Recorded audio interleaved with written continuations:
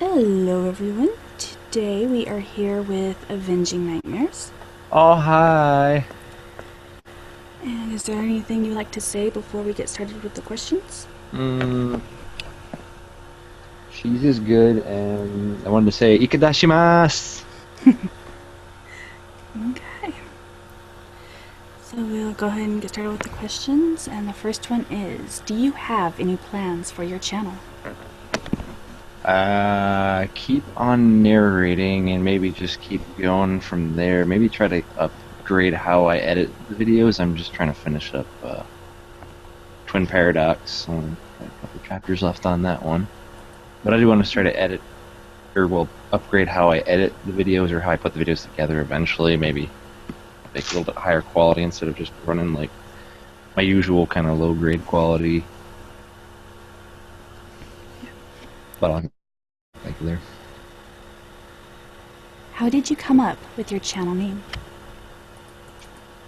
Oh, let's see here. Well, my original channel name, well, it's a separate channel. It's not really of any interest. It's based off of my Xbox Live account name, which is Avenged Arsonist, which I'm sure a bunch of any Avenged Sevenfold fanboys might kind of go over that. It kind of is. It's just a name that kind of stuck for a while because everybody just started calling me Avenged. But it's a Avenged Arsonist. It's a Xbox Live type deal. Probably shouldn't be telling people that. They're all probably gonna add me on there, but whatever. I don't care. Um, yeah, it was based that name originally was based off of Avenged Sevenfold and a band called Arsonists Get All the Girls. I just kind of took the two words and slapped them together, and I'm like, that sounds pretty cool. And it's stuck, and everybody seems to have liked it so far, so I've just kind of stuck with it. The Avenging Nightmares thing just kind of spun off from the Avenge part. I just Avenging, and I'm like, what else could I use with that? Nightmare, sure. In retrospective, I probably could have come up with something better, but I just went with it.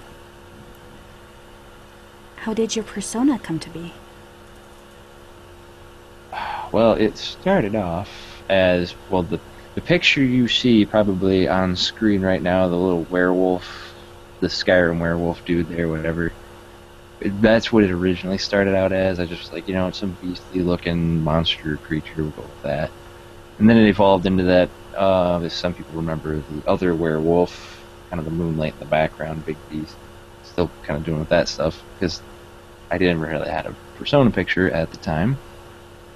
It went from there into the channel image you see now with the shark-toothed kind of looking guy with the black eye, the black and red eye, or black and yellow eyes actually. And just the whole thing going on there. That's kind of about the most up-to-date version. It's just kind of just what I kind of panned out and created in a little anime character creator. I still don't really have kind of an official creation, but I think that's about as close as it's going to get at this point in time.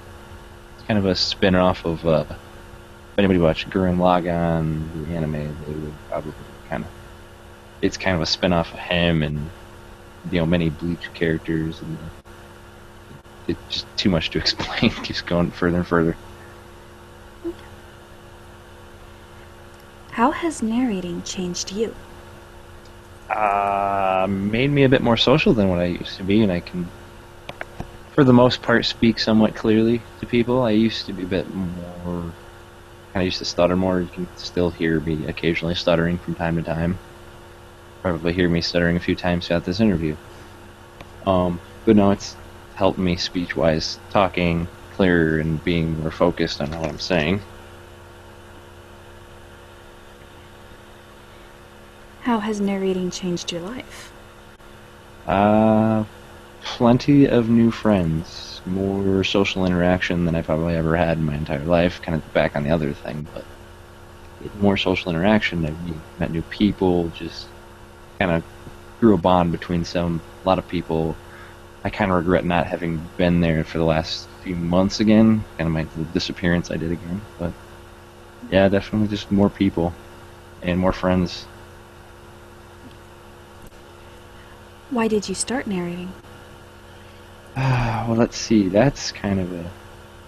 I originally started watching Mr. Creepypasta. God, he probably only had like 10, 15,000 subscribers back when I first found him. And I kind of went from there, and I found Creeps McPasta, Pasta Jr. Um, and I think the final one that you know what, I want to give this a try, was Mango, another friend of mine. She kind of, and I just wasn't really so much her, I just kind of just saw her doing it, and I was like, you know what, I want to give it a try. It was kind of the one thing that kind of made me boil over, just one, let me try it out. So I went and bought a microphone, got some recording software, and went from there. What creepypasta do you want to narrate, but are having trouble doing so? I would say Jeff the Killer. I wanted to give that a try, but Mr. Creepypasta's kind of got that when he ran away with it, because he's just got the voice for it. But another one would be the Russian sleep experiment. I want to be able to do that one, but I want to be able to do it like really high quality asks. No, not just something, add good sound effects, good images, good pictures, just stuff like that. I know a lot of people have already kind of done it, but it's just one I want to do. It's one of my favorites. I just want to give it a shot either way. Somehow, someday, maybe if I can. Which creepypasta has made an impact on your life? That would definitely be the Twin Paradox. And, probably Aaron Shotwell's work at that, but a lot of his work. But Twin Paradox, probably the biggest shame in my life. It's kind of brought me the most attention. It's been the most fun reading. It's just kind of been a cool, interesting adventure trying to just read through the story and then just, bring it to light and just have, help be a part of it. If that makes any sense. Mm-hmm. In fact, you were one of the first, if not the first, to start reading that, weren't you? Yep, I was given access, not first access, I think some other narrators had access to it, but they hadn't started reading it yet, and I did start reading that. One of the first ones. It's taking me a heck of a long time to get through. It's been well over a year since I started it, and I still haven't finished it yet. I only have 2 more episodes to go with that. I think people are going to be a little baffled by the ending, but I'm not going to give you too much. Or at least by what I'm going to put at the end of the ending. Make them want more. Which creepypasta will you not narrate? Anything Slenderman. No offense to Slenderman, it's just that's the one I think that's been most beaten to death. It's just I'd rather just kind of stand back and just let that one go, and maybe in the distant future when everybody's kind of not interested in reading it or doing it anymore. But I'm like, everybody else is doing it. I'm gonna find something else to do. I've actually kind of enjoyed doing the smaller creepypastas that nobody does. And we are on our last question. What is a fun fact about yourself? Ooh, fun fact. Well, the best one I can mostly probably think of offhand, aside from a lot of the usual spiels, I like video games, and I like anime, and I like this and that. And that. No, I like to bake. I like to bake things. Pies, cookies, everything like that. I seem to find myself to be a bit of a baker. So Is there any one thing that you like baking more than others? Pumpkin pie. Definitely pumpkin pie, especially from scratch. Very cool.